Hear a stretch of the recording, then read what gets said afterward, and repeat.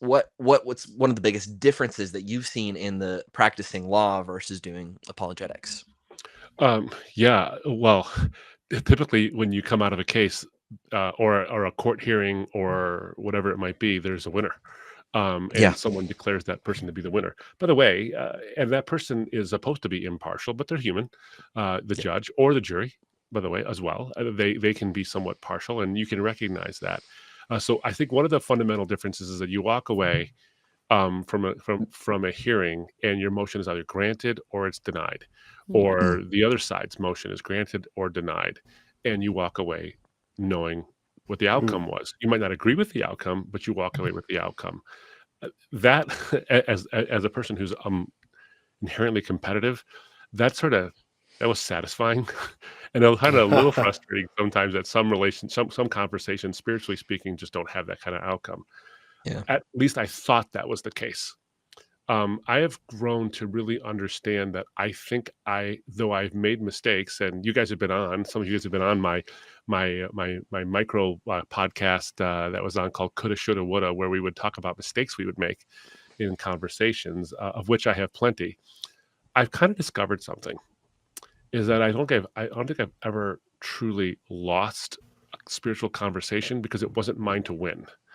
Mm, And I think that is a big part of a big difference is I have a client as a lawyer, and I advocate for that client zealously and effectively within the bounds of the law, and within the bounds of the ethics.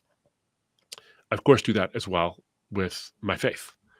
But I am now, and as a lawyer, you represent your client, but there's a difference when you're a Christian, you're an ambassador. And not only do you make the case your client would make, and your client being the so let's just be crude about it, it's the Lord, but you actually have to act like your Lord would act. As a mm, lawyer, I don't have to act if I have a genteel, mousy, sort of don't wanna ruffle the feathers kind of a client, but he's completely right in his case. I'm and, I'm not a I don't think I'm a bombastic, just sort of like bull in a china shop kind of a guy. But if I need to be forceful at a given moment, relative to the case as appropriate, I'll be a little more forceful. If I need to pull back, I'll pull back based on the situation at hand. Um, and my client is completely different than me.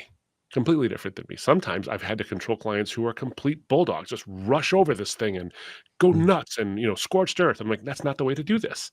It's not the smart way to do this, nor maybe even the right way. With evangelism, I find it different.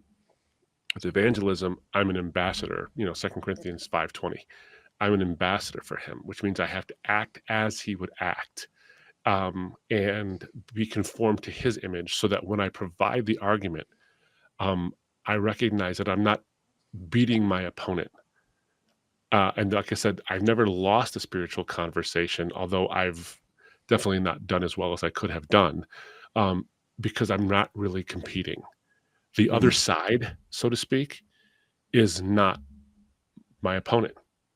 We're actually on the same side, and we're on the side of whether we know it or not. We're on the side of um, ultimate destiny and what is the best for each other.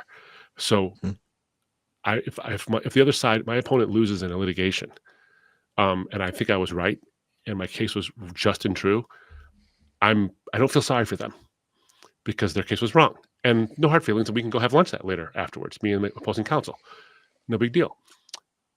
The stakes are different here. The stakes are so much different because I'm not interested in winning. It's winning people over. That's why Paul mm, says we destroy lofty arguments and everything that sets us up against the knowledge of God, but we never destroy people. We never vanquish our opponents mm, because we don't really have opponents. Now, mm, we might have debate opponents on a formal debate, but when we're trying to reach somebody, we never really have an opponent. Mhm. Um, and I think that is a fundamental difference between the way in which you advocate for the sake of the gospel and you advocate as in any other area of life, for example. I think that you're trying to win the heart and mind of the person you're actually talking to, and maybe even the indirect audience